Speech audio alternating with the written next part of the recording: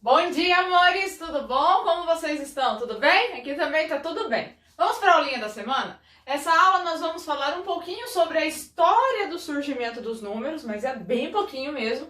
E depois eu vou falar com vocês das 4 funções que esses números, esses símbolos numéricos têm, tá? Então eu vou falar um pouquinho para começar sobre como surgiram os símbolos dos números que nós usamos hoje. Quero já deixar claro que não surgiram com os nossos símbolos. Os nossos símbolos são os últimos, inclusive, que surgiram, tá? Os nossos símbolos, eles têm aproximadamente aí uns 2000 anos, mas que a gente utiliza mesmo, ele tem uns 600 anos, que a gente utiliza do jeito que a gente conhece, 0, 1, 2, tá? Mas antigamente, cada povoado, cada população, cada região tinha o seu símbolo, tá? Então os egípcios tinham um símbolo, os romanos tinham outro totalmente diferente, os mesopotâmicos, os babilônicos era outro jeito de contar, cada um tinha um jeito de contar diferente. Aí o que aconteceu? Os hindus, tá? Eles montaram esses símbolos aqui, ó. Pro 1 eles representavam com um tracinho na vertical, tá vendo? O 2, 2 tracinhos e assim foi indo. Isso foi se aprimorando. Ó, aí aqui também são os hindus e aqui são os árabes. Os árabes se uniram com os hindus, com a população hindu, e aí eles formaram, ó, árabe e hindu, a junção dos dois, certo? Aqui já é, ó, em 1000 depois de Cristo. Isso daqui tem 1021 anos atrás, mais ou menos. Tá? Eles se uniram e começaram a fazer os números mais ou menos do jeito que a gente conhece. Olha, o 1 já é quase o nosso 1. O 2 ainda não. O 3, ó, já é quase o nosso 3, ó. Aí o 4 não é nada parecido com o nosso 4. Ó, o 7 já é o nosso 7. O 8 já é o nosso 8. O 9 e o 0 também já é quase o nosso. E aí eles vieram se aperfeiçoando até que chegou ao nosso sistema de numeração, que é utilizado no mundo todo, tá? Não importa se você está aqui, se está na Rússia, se você está na China, se está nos Estados Unidos, se está na Espanha. Se você colocar lá esse símbolo aqui, todo mundo vai saber que é o número 1. Se você colocar esse símbolo, todo mundo vai saber que é o número 8. Entendido? Então, ó, aí tem aqui os nossos símbolos. E esses símbolos, eles servem para fazer 4 coisas distintas dentro da matemática, dentro do nosso cotidiano, tá? Quais são essas 4 funções? A função de contar ou quantificar, certo? Que quando a gente está representando quantidade ou quando a gente está fazendo as contas, adição, subtração, então esses números eles têm essa função. Ainda, eles podem estar na função de codificar, que eu vou explicar para vocês, ordenar ou medir, certo? Então vamos uma a uma conhecendo agora. Contar, quantificar, já falei, são aqueles números que eles estão representando cálculos ou que eles estão representando quantidades. 2 exemplos para vocês. Aqui eu trouxe um exemplozinho, ó, o número 6 aqui, esse número 6 está representando a quantidade de borboletas. Então, esse símbolo 6, nessa situação, está com a função de quantificar, tá? Então, ele está demonstrando quantidade, ele está quantificando.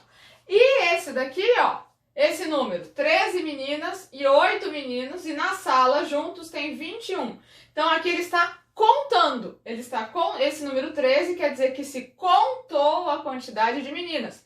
8 meninos, a gente contou a quantidade de meninos. E aqui a quantidade da sala, que foi uma junção, a gente calculou.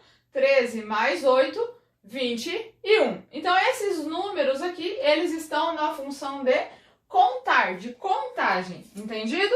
Então aqui eu dei 2 exemplos, um quantificando, representando quantidade, e um com a função de contar, de contagem, tá? Agora, codificar. Esse é o mais difícil de entender, mas é o mais fácil da gente visualizar no nosso dia a dia. Os números codificando são quando eles servem para codificar, servem como código de alguma coisa. Exemplo, o número da sua casa, o número do celular, o número da placa do carro, o númerozinho que tem no boleto quando você vai pagar lá, tá? Ou aquele código de barra que tem um númerozinho. Esses números, eles não estão contando, a gente não está lá contando quantas casas tem para aquela casa ser a casa 700. Não, aquela é a casa 700, certo? Então ele está codificando, ele está dando nome, está dando código para aquele lugar, tá? Trouxe dois exemplos aqui. O primeiro, um número de telefone, tá vendo?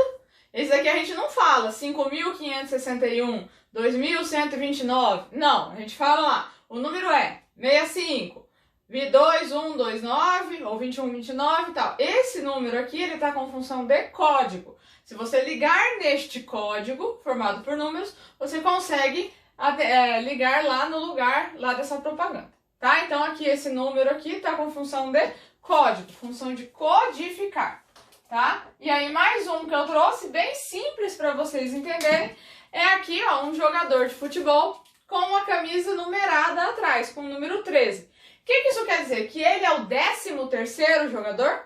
Que só tem 13 jogadores? Não, ele quer dizer que ele é o jogador número 13.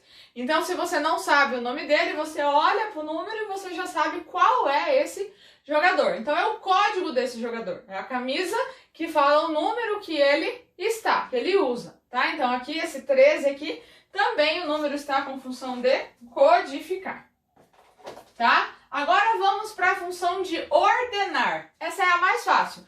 Quer dizer, colocar em ordem. É quando o número está sendo usado naquela ideia de primeiro, segundo, terceiro. Quando você tem uma fila e aí você puxa o númerozinho lá, você vai no médico, você vai no banco, e aí tá lá, o número lá, 630. Você, eu sou a 630 que vai ser atendida. Esse número, ele não está contando, ele não está codificando, não. Ele está ordenando, ele está colocando alguma situação em ordem. Meus exemplos que eu trouxe para vocês foram uma fila. Então, se eu tenho uma fila, aqui está a pessoa que vai ser atendida primeiro, segundo, terceiro. Então, esses números aqui estão com função de ordenar essa fila, que é a ideia da fichinha que eu falei, certo?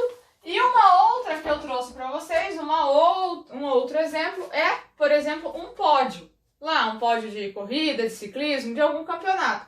Sempre tem o primeiro, o segundo e o terceiro lugar. Então, o primeiro lugar é aquela pessoa que ganhou, que chegou o primeiro, tá? Então, o número 1 aqui representa que ela chegou o primeiro, que ela fez aquilo primeiro, certo? O 2 não quer dizer que tem duas pessoas aqui, não, quer dizer que ele chegou em segundo. Então, esses números aqui também estão com a função de ordenar, certo?